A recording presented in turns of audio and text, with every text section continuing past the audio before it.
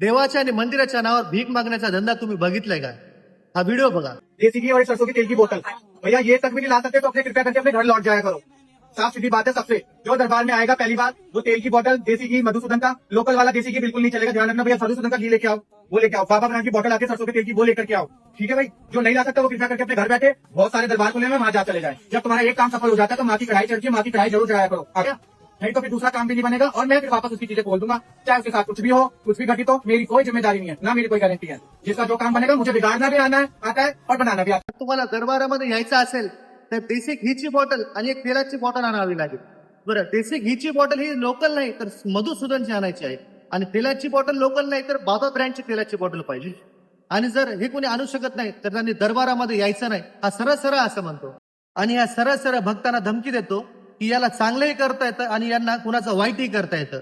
मित्रांनो, देव हा आता फक्त श्रीमंत असतात, गरिबांचा नाही का? अरे जातीमध्ये तर तुम्ही सर्व माणसांना वाटलात, आता देवांनाही गरीब आणि श्रीमंतामध्ये वाटता का? अरे आणि आपल्या महाराष्ट्रामधल्या शनी शिंगणापूरमध्ये आता 500 रुपयाचं तेल घेऊन गेले तरच तुम्ही चौथऱ्यावर जाऊ शकणार, नाहीतर तुम्ही बाहेरूनच त्यांना तेल अर्पण करू शकणार.